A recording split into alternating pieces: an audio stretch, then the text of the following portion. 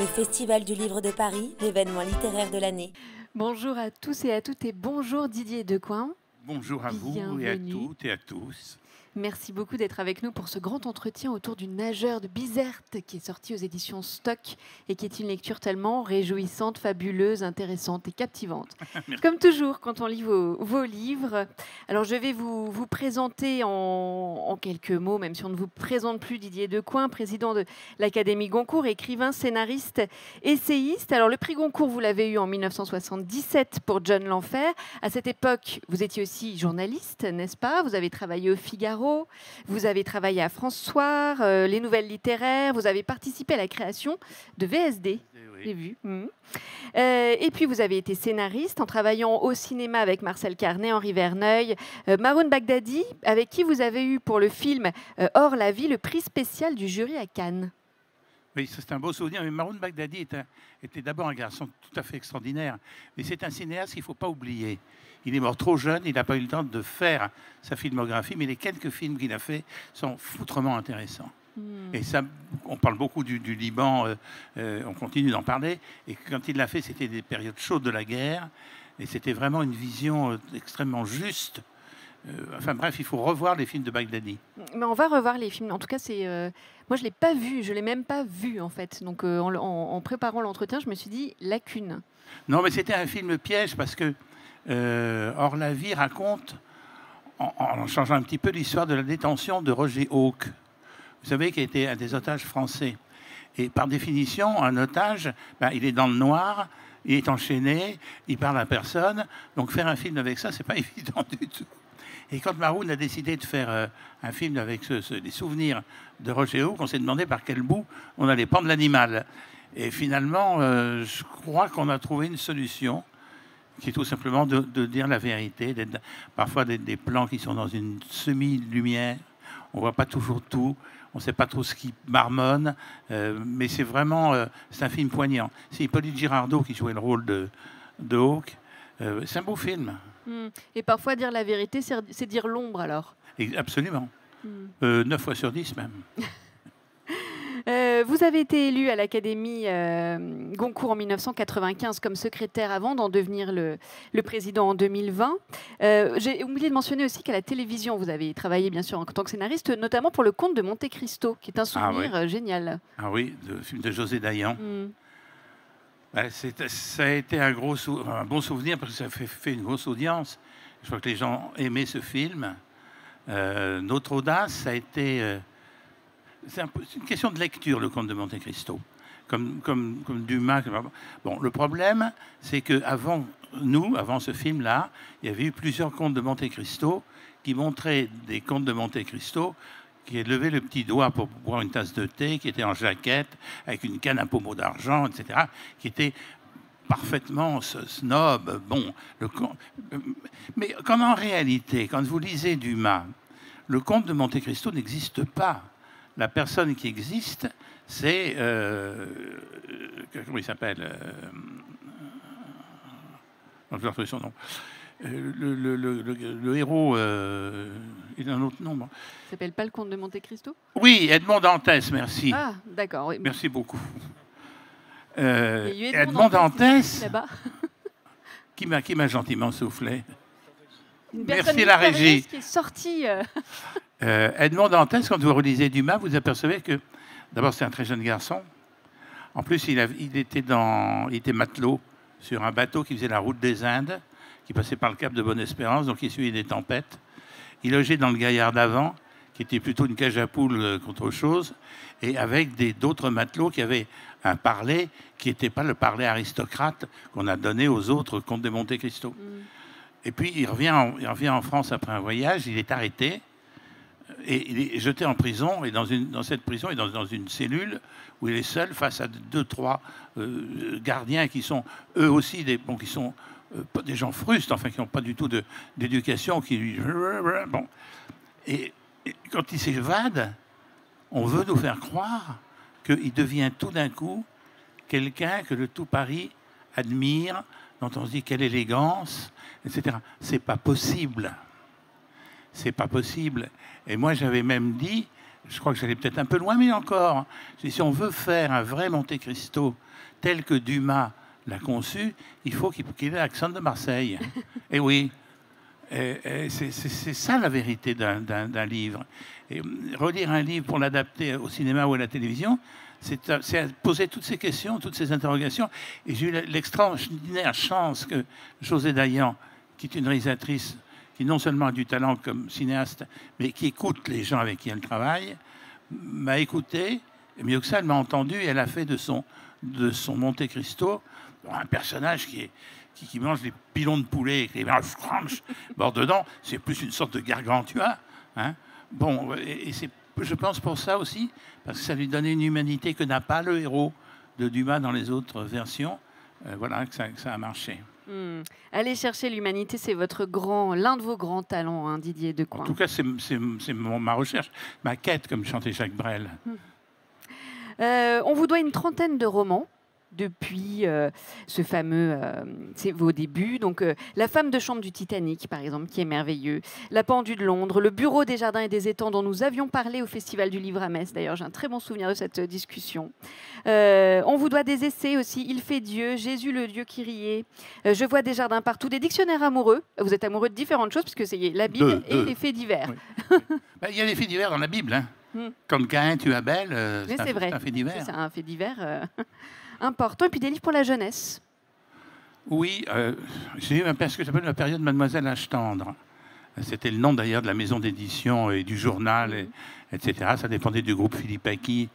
Et donc on faisait pour qu'on appelait entre nous les jeunes filles pâles, c'est-à-dire des adolescentes qui rêvaient du grand amour, de choses qu'on sait bien pratiquement impossibles.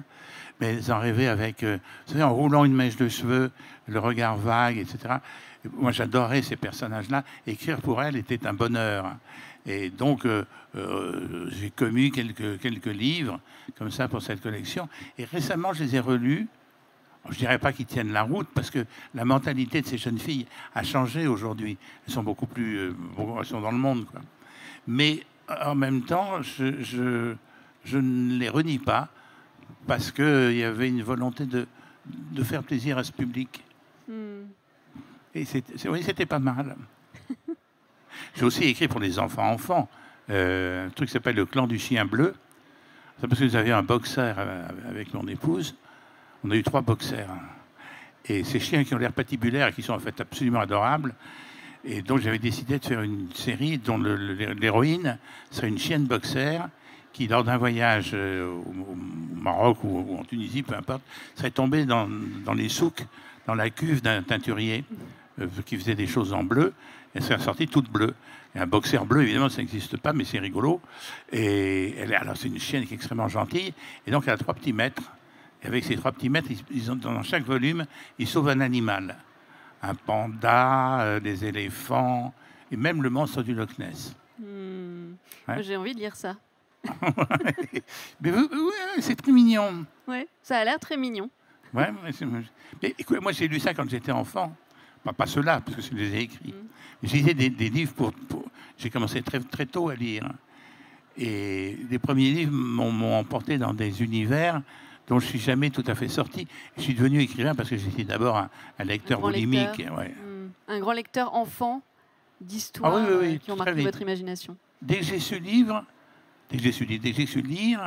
on m'a mis des livres entre les mains, sous les yeux. Et c'était pas forcément des livres pour enfants. Je me rappelle être un jour rentré dans une librairie. J'avais, comme tous les jeunes garçons, la passion de la science-fiction, des trucs d'anticipation, etc. Et le libraire me dit tu veux quelque chose, mon garçon, mon petit, je sais pas comment il m'appelle. Et je lui dis oui, je voudrais un livre d'anticipation d'un monde qui n'existe pas. Elle me dit alors attends, je vais te trouver ça, j'en ai un là par là. Il me sort un livre, je regarde le titre, Le rivage des Syrtes, Julien Gracq. Je devais avoir 9 ans. Quand j'ai rapporté ça à la maison, mon père m'a dit tu ne peux pas lire ça. C'est pas que c'est interdit, mais tu vas rien comprendre. Même tu es mon fils, donc tu es très intelligent, mais tu vas quand même pas comprendre Le rivage des Syrtes de Julien Gracq. Je ne sais pas si je l'ai compris, mais j'ai adoré cette langue, cette invitation à partager une autre civilisation, cette géographie étrange. Je suis devenu, à 9 ans, un amoureux de Julien Gracq. Donc ça forge une écriture, ça. Aujourd'hui, j'ai d'autres amours littéraires, mais j'ai jamais oublié Le Rivage des Sirtes. C'est l'impression première qui a violente, déclenché. Mais vraiment violente. C'est d'où je me trimballe avec mon livre, Les Manches se marrer. Parce que c'est vrai que c'est pas un livre pour enfants, mais c'est beau. Qu'est-ce que c'est beau. Mais en tout cas, merci à cette lecture qui a été fondamentale pour vous. Puisque... Elle l'est toujours d'ailleurs. Elle est dans un coin de ma mémoire et j'oublie pas. Gracq, c'est important pour moi. Alors, on va parler du nageur de Bizerte. D'abord, on va en entendre la lecture des premières pages par Olivier Martineau. Et justement, il se trouve que par un heure, au hasard, Olivier Martineau va lire le 15 mai à la Maison de la Poésie du Julien Gracq. Donc, sachez-le, si vous avez envie d'écouter un texte de Julien Gracq, vous pouvez aller le 15 mai à la Maison de la Poésie. Il y aura un extrait du Rivage des Sirtes? Alors non, je vais lire La Maison. Ah oui, c'est magnifique aussi. Voilà, qui vient de paraître.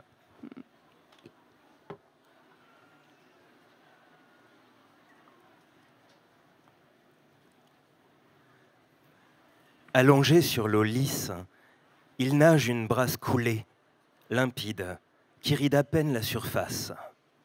Quand il ne fend pas les eaux de la lagune, Tariq Haït Mokhtari est Bouchkara sur les quais de Bizerte. En français, homme au sac, surnom quelque peu dédaigneux pour désigner les dockers indigènes du grand port tunisien. Lui s'en moque du dédain. Aujourd'hui, il nage, et quand il nage, il est bien. Quand il nage, il se sent pleinement homme, et même un peu plus. Il ferme les yeux à cause de l'eau salée qui les brûle, et alors il rêve. Il se rêve poisson, genre espadon pour l'élégance du rostre, pour les 25 mètres par seconde de vitesse de pointe, et pour les immenses pupilles bleues, capables de repérer des proies à des profondeurs où il fait nuit, même à midi. Voilà plus d'une heure que Tariq lance ses bras en avant, qu'il fend la surface de la mer pour aller chercher l'eau loin devant lui et la ramener vers sa poitrine, tandis que ses jambes s'ouvrent en larges ciseaux avant de se rassembler en une détente nerveuse qui projette son corps vers l'avant. Alors son visage émerge, sa bouche grande ouverte engloutit tout l'air qu'elle peut. Il avale de l'eau qu'il recrache aussitôt parce qu'elle lui déchire la gorge, encore trop saumâtre. Il faut attendre le cœur de l'hiver pour que la lagune s'adoucisse d'avoir reçu en abondance les eaux du lac Ishkel. Tout en remplissant ses poumons d'air, Tariq bat des cils. Les siens sont noirs, longs, ourlés. La nature s'est montrée généreuse avec lui. Mais le jeune Bouchkara ne s'en contente pas. Il lui faut encore les enduire d'un cosmétique de son invention, mi-crème, mi-pâte, à base de suif et de cire d'abeille. Pour des raisons économiques évidentes, la composition qu'il malaxe contient beaucoup plus de suif que de cire d'abeille, destinée à protéger ses yeux des gouttes d'eau qui ont tendance à s'y agglutiner et à brouiller sa vision. Il a beau savoir que la plupart des bateaux de pêche sont à quai, que le bac de Zarzouna ne circule jamais à cette heure-ci et qu'il ne risque donc pas d'être heurté par son étrave, ni déchiqueté par son hélice, ça n'est pas une raison pour nager sans se soucier de sa position. Il s'est d'ailleurs tracé un itinéraire précis pour couvrir 10 km en eau libre en moins de 3 heures et ainsi pouvoir endosser le maillot de la société sportive La Musulmane ou celui du stade nautique bizertin. Chaque mètre gagné peut être déterminant. Aussi, Tariq a-t-il planifié une trajectoire qui tient compte des moindres courants qu'il espère identifier grâce à la caresse plus ou moins fraîche des filets d'eau sur sa nuque et ses épaules. L'automne avait été exécrable. La neige s'était abattue en bourrasque sur les hauteurs de Souk el-Arba, du Kef et d'Aïm Drabhem, à proximité de Bizerte, depuis le Djebel Hakima. On avait observé que les deux cornes de la lune pointaient vers le bas, signe qu'une grande quantité de pluie s'était amassée dans l'atmosphère, prête à tomber en cataracte à la moindre chute du baromètre. Mais à l'aube de ce lundi, le vent était revenu au sud, disloquant la couche nuageuse et laissant enfin percer le soleil, dont la caresse réjouissait Tariq, au point qu'il lui arrivait de casser sa nage pour faire le chat, c'est-à-dire rouler sur lui-même en offrant son ventre à la chaleur des rayons. D'autres fois, il imitait le dauphin, cambré à la limite de la douleur. D'un coup de rein, il sautait hors de l'eau, s'élevait dans la lumière et tournoyait sur lui-même avant de retomber en faisant jaillir des murailles d'écume crépitantes couronnées d'arc-en-ciel. Il devinait alors, sous son corps, la fuite des poissons de la lagune et au-dessus de lui, des passages d'oiseaux de mer sidérés par les cabrioles de cette créature fuselée qui, bien qu'apparemment privée d'ailes et de nageoires, semblait à son aise dans le ciel comme dans l'eau. Merci beaucoup. Bravo, bravissimo. Et on entend la magnifique langue de votre livre. Donc le nageur de Bizerte, comme son nom l'indique, nous sommes à Bizerte, donc je le résume en quelques mots, en Tunisie, 1921, sous le protectorat français. Et donc Tariq, qui est un jeune docker qui est pauvre, dont le père est mort assez récemment, dans des circonstances d'ailleurs terribles et inattendues. Hein, et romanesques. Et qui se retrouve avec sa mère et sa sœur qui est en âge de se marier, qui est courtisée d'ailleurs par un Américain, mais qui ne... Et pourra-t-elle l'épouser ou pas? Ça, c'est l'un des enjeux du livre. Et Tariq nage dans la lagune et il se retrouve d'un seul coup face à un mur d'acier. C'est en fait le Georgi Pobedonosets. C'est un grand navire avec des réfugiés à son bord, parmi lesquels il y a une jeune fille qui s'appelle Yelena. C'est une Ukrainienne, elle fuit la révolution, elle est évidemment elle est persécutée, elle est poursuivie d'ailleurs par des hommes qui en ont après elle, qui en veulent à sa peau, et elle est avec sa tante Sofia. Et Tariq va apercevoir, déjà il va se demander quel est ce grand vaisseau inattendu qui d'un coup se dresse devant lui comme un bateau fantôme. Il va observer, il va voir cette jeune fille toute de blanc vêtue, donc apparition inattendue sur ce navire, et il va passer tout le livre à essayer de la retrouver, parce que c'est plus l'histoire d'un coup de foudre que l'histoire d'un amour finalement.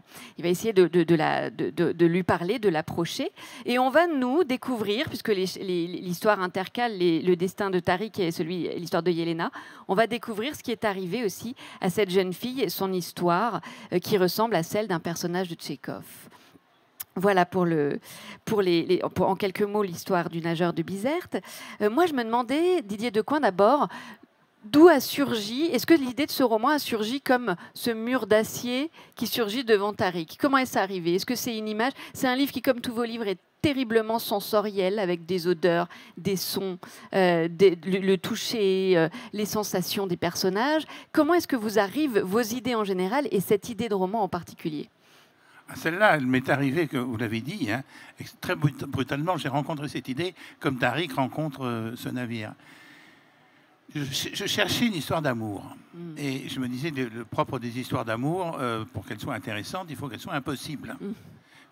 Roméo et Juliette en étant l'archétype. Et en réfléchissant à Roméo et Juliette, ce qui caractérise la pièce, c'est la scène du balcon. Quand elle est sur son balcon et lui en dessous et qui fait le langoureux, etc.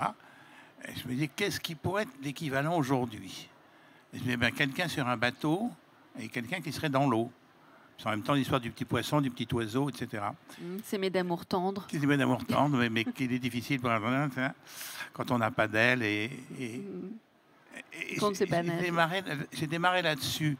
Et ce qui m'a intéressé très vite, c'était les deux mondes. Le monde de Tariq, la Tunisie, qui est un monde de soleil, qui est un monde de lumière, qui est un monde de joie de vivre, même s'il fait un métier difficile. Et le monde de Yelena, c'est celui de la révolution russe. Elle fuit, c'est une migrante. Hein. Elle a été obligée d'abandonner ce qui était le cadre idyllique de son enfance. Campagne. Un manoir dans la campagne ukrainienne près de Kiev. Son père n'était pas vraiment un aristocrate richissime, mais c'était un beau domaine où il cultivait le lin, etc. Il devait avoir, je ne sais pas moi, une centaine de personnel à son service. Elle allait dans des réceptions, danser. Et tout d'un coup, du jour au lendemain, elle est obligée de quitter parce que les bolcheviks avancent comme un bulldozer et qu'on sait que lorsqu'ils touchent une habitation aristocrate ou réputée comme telle, ils tuent en mettant le feu à la maison. ce qu'on appelait jeter le coq rouge. Et le père de Yelena veut absolument sauver sa fille. Son domaine, il sait qu'il est perdu, qu'il va l'abandonner et qu'il va être tombé il va être pillé, ravagé, etc. Mais sa fille, donc il a une sœur, Sophia, la tante Sophia, et il dit emmène Yelena, voilà, faut qu'elle parte, descendez vers le sud, descendez vers la mer, et puis vous aviserez quand vous serez arrivé en bas. C'est ce qu'ils vont faire. Et donc, c'était intéressant pour moi aussi de montrer ce qu'était la migration. Et surtout, le moment le plus chaud, si je puis dire, de la migration, c'est le moment où vous quittez le lieu où vous étiez sans vous retourner, parce que c'est fini. C'est une idée, si vous voulez, qui n'est pas une idée de départ, c'est une idée d'arrachement. Et moi, quand je pense à ce qui est arrivé à Yelena, et quand je pense à ce qui arrive à tous les migrants qui prennent la mer sur des esquifs qui vont les noyer, c'est l'idée qu'à un moment, ils ont dit, bon, il faut y aller, j'y vais, ils ont fait le pas en avant, et ils se sont arrachés comme quand vous arrachez un coquillage d'un rocher. Vous le prenez en main, vous tirez, ça résiste, à un moment ça cède, ça fait... Et ça jette de l'eau parce que c'est malheureux, parce que vous faites souffrir. Ça souffre, les coquillages, comme le reste. Et Yelena est une sorte de coquillage humain. Elle est collée à ce manoir, à son enfance, à la vie de rêve que son père lui a fait, comme le coquillage à son rocher. Et je me suis aperçu en écrivant ce livre que dans le fond, à peu près tout, mais vous avez dit, j'ai écrit 30 romans, je n'ai pas compté, mais vous êtes dans le vrai. Je crois que si sur les 30, il y en a au moins 29 qui ont cette idée d'arrachement. Mes héros sont des personnes déplacées. Que ce soit John L'Enfer, qui n'est pas à sa place dans les gratte-ciels de New York, c'est un Indien Cheyenne, que ce soit Abraham de Brooklyn, qui est un ouvrier français venu aux États-Unis participer à la construction du pont de Brooklyn, que ce soit la femme de chambre du Titanic, qui est aussi son voyage sur un bateau qui va faire son trou dans l'eau. Tous mes personnages sont des personnages qui sont obligés de faire quelque chose. Ce sont des migrants. Et c'est peut-être pour ça que je suis très, très touché par ce qui se passe aujourd'hui. Comme je l'ai été avant qu'il y ait cette vague de migrants, j'étais fasciné mais avec tristesse, par la Shoah. Je trouvais que ce qui avait été épouvantable dans la Shoah, et qui n'était peut-être pas assez bien compris, peut-être pas assez mis en lumière, c'était l'arrachement. Je me rappelle des histoires sur le ghetto de Varsovie, de voir comment ces gens, tout d'un coup, on leur disait, vous partez, il y a des wagons de marchandises, vous montez dedans, vous partez. Et la plupart, il ne faut pas se leurrer, la plupart savaient très bien qu'ils ne reviendraient pas. Mais quelle horreur de partir. Le voyage sans retour, si vous voulez. Si je devais qualifier mon travail de romancier à ce jour et lui donner un nom générique, l'anglais, je dirais c'est le voyage sans retour. Et c'est une chose qui me bouleverse. Tous les voyages que j'entreprends, et j'adore voyager, j'ai toujours un ticket de retour. L'idée de ne pas pouvoir revenir, elle est crucifiante pour moi. Il y a toujours cette grande compassion chez vous pour l'humanité en souffrance aussi. À un moment donné, elle voit ses enfants, elle passe et elle voit des petits-enfants. C'est encore en Ukraine, je crois. Et vous écrivez des petits-enfants comme des carrés de coton imbibés par la tristesse du monde. Et c'est une image qui m'a énormément touchée dans la lecture. Oui, parce que... C'est une phrase, hein, mais... C'était une période où on ne le sait pas assez, mais où les parents vendaient leurs enfants pour qu'ils soient mangés. Il y avait une famine épouvantable en Ukraine. Épouvantable. Et à tel point que certaines familles donc, vendaient... J'ai vu des photographies, parce qu'il y avait la photo existait, où on voit des bébés morts, démembrés. Il leur manque 2 bras, une jambe, etc.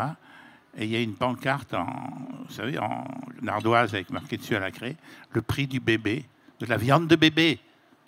C'est épouvantable d'imaginer que ça a existé il n'y a pas si longtemps. On est en 1920. Bon, en 2023, c'est pas si vieux que ça.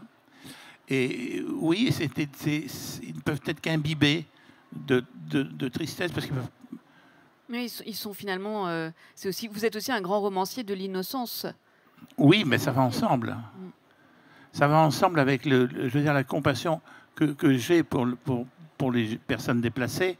et pour d'autres, mais essentiellement pas, forcément, ça va avec ça, quoi. Alors, vous écrivez de mémoire de Bizerta, on n'avait jamais assisté à l'arrivée aussi massive de bateaux étrangers. Comment ils réagissent, ces gens qui voient arriver des bateaux comme ça, avec des êtres humains d'une culture si éloignée de la leur, et il se passe quelque chose quand même? Oui, c'est vrai que c'est une histoire vraie, en plus. On la connaît très mal, mais elle est vraie. Moi, je ne connaissais pas du tout. Moi, avant de m'y atteler, je ne la connaissais pas non plus. Mais c'est une histoire vraie. Elle est tout à l'honneur de la France, pour une fois. Ils réagissent avec le côté chaleureux de ces gens-là. Ils voient arriver des gens frigorifiés qui ont du sang sur leurs vêtements, qui n'ont plus rien à manger, qui n'ont pas d'argent. Ah si, alors ils ont des piles et des piles de billets de roubles, mais ce sont des roubles de l'Empire qui ne valent pas tripette en Tunisie, donc aucun commerçant n'en veut. Et puis de toute façon, on leur a interdit de descendre des bateaux, parce qu'on craint... Il faut remonter un tout petit peu en arrière, quand tous ces Russes qui sont massés au sud de la Crimée et qui ont les bolcheviks qui arrivent dans leur dos, qui arrivent en tirant, donc ils savent que s'ils ne font pas un pas en avant pour fuir, ils sont morts. Il y a là des vieux bateaux, des vieilles épaves de navires qui ont été dans la guerre des Russes contre les Japonais. Mais ils ont des trous partout, ces bateaux, ils peuvent à peine flotter. Il y a le fameux Georges, le victorieux, nous les cité. Ils montent à bord de ces bateaux et ils partent. Quand vous avez la lance dans le dos, il n'y a qu'un moyen, c'est d'avancer. Et ils partent. Et alors ils envoient un message radio au monde entier. Nous sommes des réfugiés russes. Quel est le port qui veut bien nous accueillir? Et les ports, les nations, l'Angleterre en tête, répondent « Pas nous. Retournez d'où vous venez. » On a entendu ça il n'y a pas très longtemps. Oui. Et je ne sais plus pourquoi je vous disais ça. Vous disiez pour l'accueil qui a été fait à ces... Alors ils disent, seuls les Français disent, nous on veut bien, venez chez nous. Parce que l'intérêt de Bizerte, si vous voulez, la lagune, vous avez le port de Bizerte, qui est un endroit tout à fait délicieux. Puis vous avez ensuite une sorte de petit cordon ombilical qui mène à la lagune, le lac, Ischgl, enfin il y a plein de dénominations. C'est une grande étendue d'eau mélangée eau de mer et eau douce, l'eau douce qui descendait. Et elle est cernée par des dunes de sable et des roches. Quand on est à l'extérieur, quand on est en mer, on ne voit pas ce qu'il y a dans la lagune. Et comme il n'y a pas de radar à l'époque, ce qui fait que si une flotte ennemie veut attaquer, elle est aveugle, elle ne peut pas, ou elle tire au hasard. Donc les Français se sont dit, si on les fait venir là, ils vont être protégés. Mais ils avaient cru comprendre, il y a un malentendu, je pense qu'il avait été un peu volontaire de la part des Russes, les Français avaient compris qu'ils étaient 700. Or, ils étaient plus de 7000. Ce qui fait déjà une grosse différence d'accueil. Hein.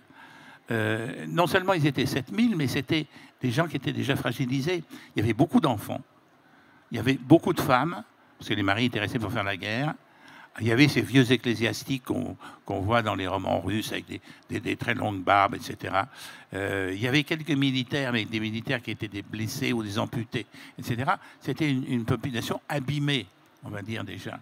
Et quand elle est arrivée, les joyeuseries de Tunisie, mais les pauvres gens... La générosité et l'hospitalité arabe, c'est pas un vain mot, hein. Ça existe pour de bon. Et ils ont tout fait, les Tunisiens, pour accueillir ces gens convenablement. Mais les Français avaient peur qu'ils aient été contaminés par le bolchevisme. Oui, ils avaient peur de ça. Ils leur ont dit, vous restez à bord des bateaux, mais pourquoi vous nous interdisez de descendre à terre? Parce que vous risquez d'être contagieux. Ils ne comprenaient pas ce que voulaient dire les Français. Les Français voulaient dire, le bolchevisme, ça avait quand même gagné un pays énorme, un empire immense. C'est immense, la Russie. Et donc, ils disaient, pourquoi pas, ça gagnerait. La petite Tunisie pouvait très très bien être prise aussi, surtout qu'il y avait dans tous les pays du monde à cette époque-là, comme une espèce d'épidémie, de revendication d'égalité, de liberté, etc. Donc, ils se sont dit, ils vont semer la bonne parole, parce qu'ils font, eux, être la bonne parole, et on va perdre, on va perdre la Tunisie, même la France va être touchée. Donc c'était une précaution dangereuse, mais c'était une précaution qu'il prenait. Et la tante Sophia est complètement stupéfaite quand elle comprend qu'on a peur qu'elle soit devenue bolchevique. Si quelqu'un ne peut pas être bolchevique, c'est elle. C'est elle. Elle est charmante, enfin elle a des bracelets partout, et elle est quand même un petit peu... Elle garde son carnet de balles dans les feuilles. J'ai beaucoup aimé la tante Sophia. C'est aussi un livre qui s'intéresse, qui parle avec beaucoup de... Enfin, moi, ça m'a beaucoup touchée, d'amour parental et d'amour filial. Tariq aime tellement sa mère qu'il lui fait des cadeaux et il lui offre des choses inattendues comme un flacon de parfum qui reconstitue, dont le parfum a coulé et qui reconstitue, dont il fait un petit bloc et puis qui remouille avec sa salive et qui remet dans le flacon. Et elle aime autant ce parfum parce que c'est exotique et inattendu que parce que son fils était radieux quand il lui a offert. Et puis, le père de Yelena, vous écrivez, il veut la garder en vie et en joie. J'ai trouvé ça très beau qu'un père veuille garder sa fille non seulement en vie, mais en joie. C'est vraiment un livre, une histoire d'amour, vous le disiez, mais pas seulement d'amour amoureux.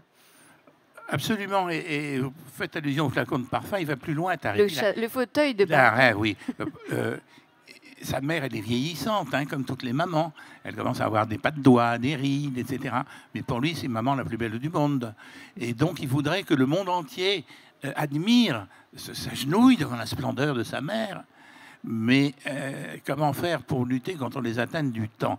Il a une idée qui est géniale. Il a accès à tous les bateaux en tant que docker. Hein.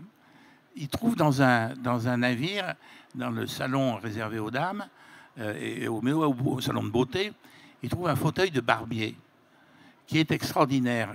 Ça existait pour de vrai, ces fauteuils-là. C'est une marque, c'est les Coquen. C'est des fauteuils en céramique et en cuir rouge, enfin admirables.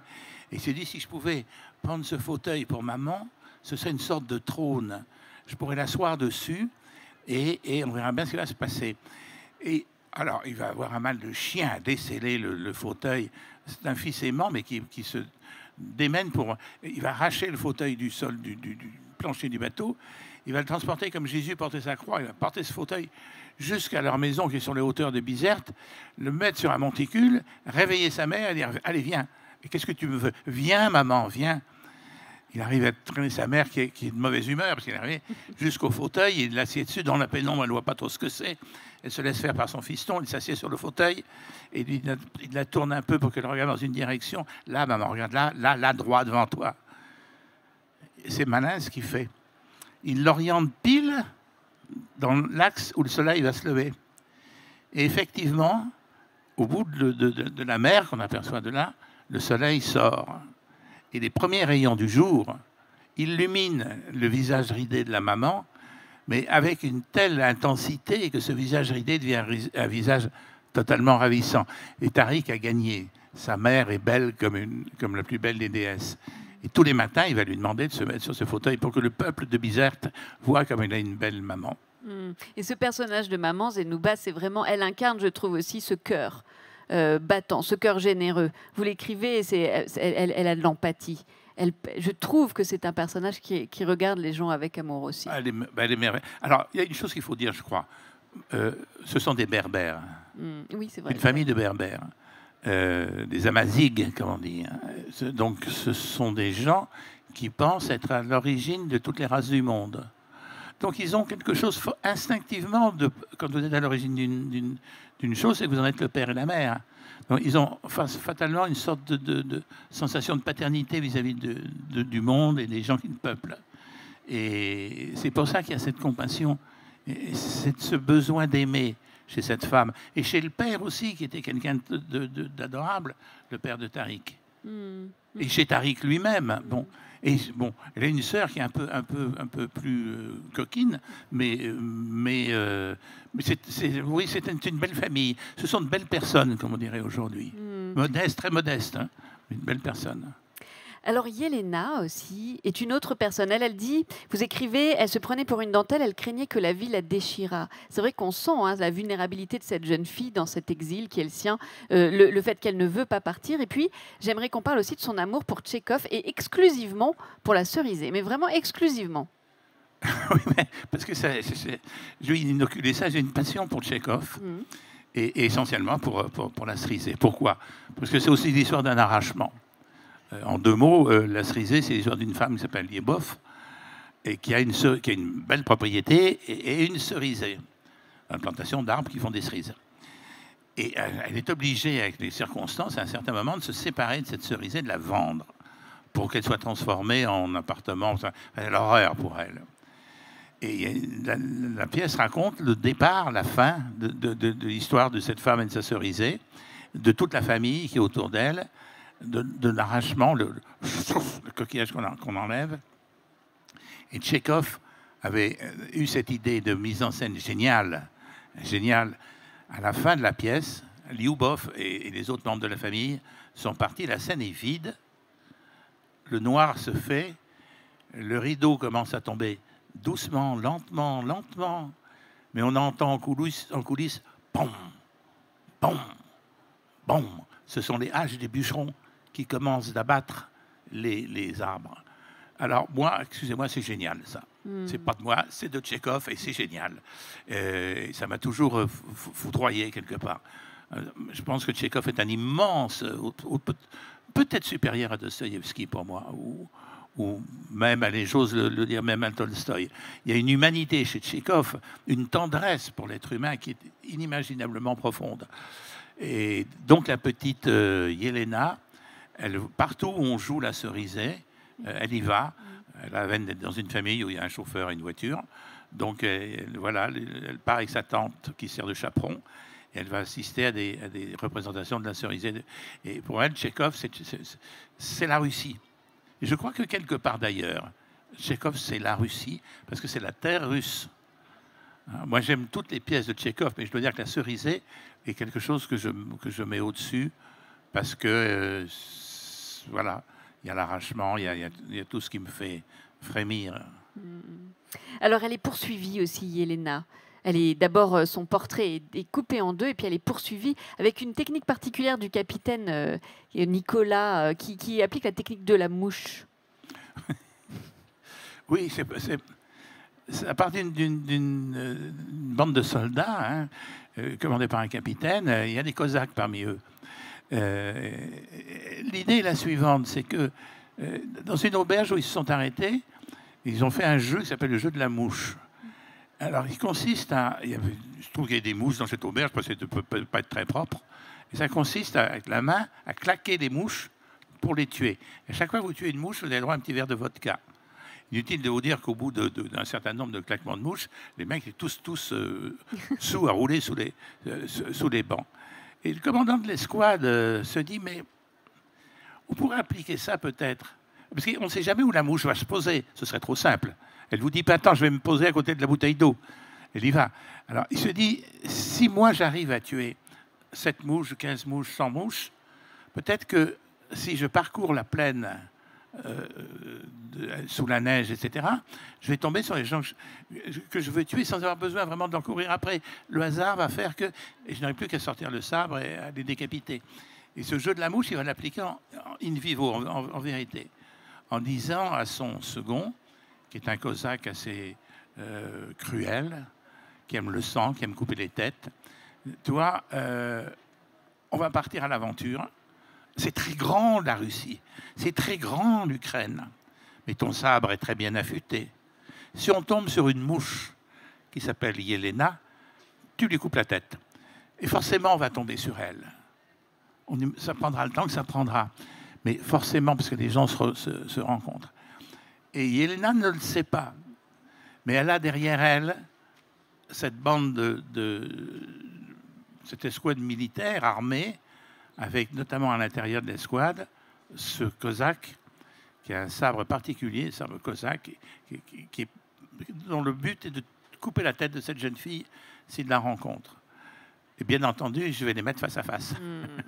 Et on a peur, on tremble. Pas elle, parce qu'elle ne sait pas, mais moi, oui. Oui. J'ai peur pour eux. Oui. Je l'ai dit tout à l'heure, il y a un grand attachement chez vous, on en avait déjà parlé pour le Bureau des Jardins et des Étangs, aux odeurs des personnages, aux odeurs des objets aussi. D'ailleurs, ça commence dès le début avec l'odeur du bateau. Tariq, il sent l'odeur du bateau et il reconnaît. C'est assez incroyable. Oui, ils sont forts, ce bateau, parce que c'est quand même un bateau qui a fait une guerre, qui a reçu des obus, à bord duquel des gens étaient mourants, blessés, sanguinolents, vomissants, etc. Non, il pue le bateau. Hein. C'est une horreur. D'ailleurs, c'est pas un bateau, c'est une épave flottante. Mais c'est vrai que j'ai personnellement la passion. Je suis un olfactif. J'ai la passion de l'odeur. Quand il y a eu l'épidémie du Covid, ou de la Covid, appelons-la comme vous voulez, moi, ma terreur, c'était, on m'a dit, on perd l'odorat et le goût. Mais d'abord l'odorat. Et je me dis, si ça m'arrive, qu'est-ce que je fais? Ça, je veux bien vous croire, parce qu'il y a des odeurs à toutes les pages. Dans mon livre, oui. Ah, oui. Mais je ne peux pas écrire sans odeur. Il y a deux éléments qui sont importants pour que je puisse écrire une scène. Il y a un élément météorologique. Il faut que je sache le temps qu'il fait. D'où le début que Olivier a lu, où on parle beaucoup de météo. L'hiver a été exécrable, etc., etc. J'ai besoin de savoir parce que quand on se réveille, moi, la première chose que je regarde, c'est le temps qu'il fait. Ça va avoir une influence où je vais devoir lutter contre l'impression désastreuse du mauvais temps, ou qui n'est pas forcément la pluie. Hein. Ça peut être le soleil et la canicule. C'est très important. Et le deuxième point qui est essentiel quand j'écris une scène, c'est qu'est-ce que ça sent dans ce décor? Qu'est-ce que sentent les gens qui évoluent dans cette scène? On sent tous quelque chose. Et les odeurs d'un être humain sont...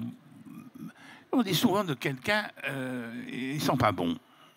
Il n'a pas dû se laver. Ou bon. C'est vrai, dans le métro. Mais ça sent l'être humain.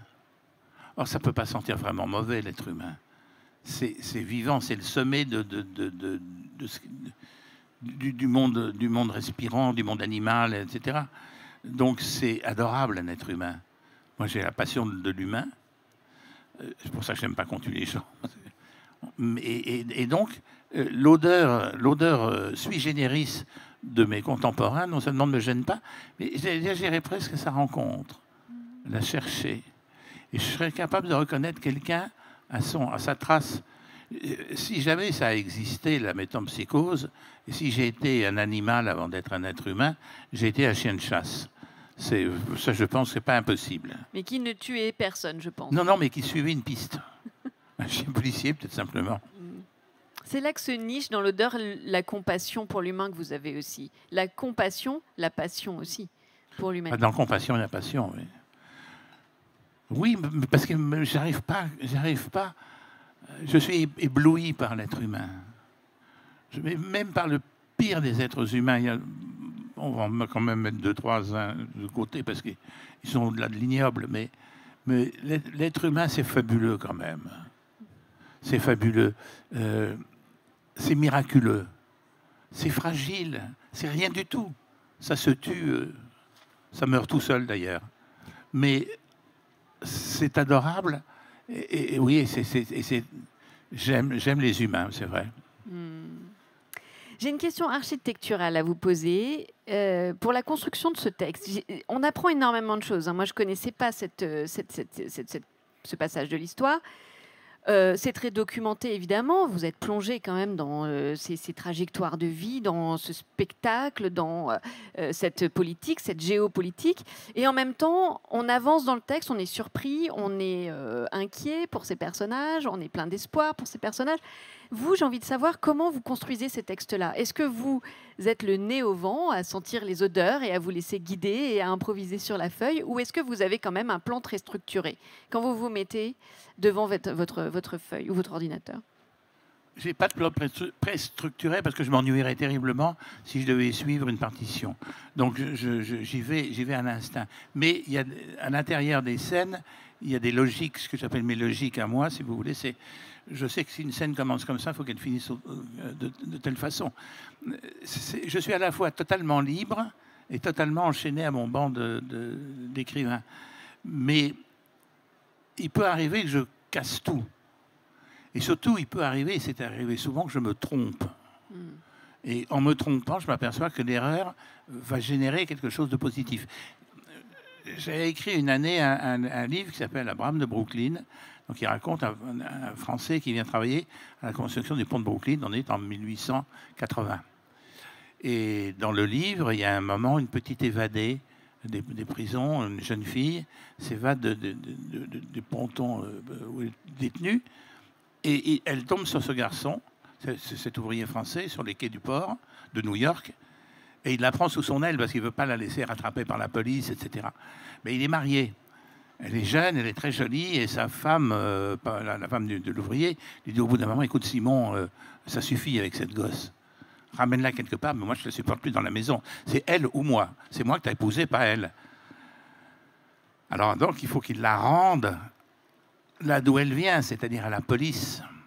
Ça lui déchire le cœur. Et je me disais, ce que je peux faire pour éviter que ça arrive?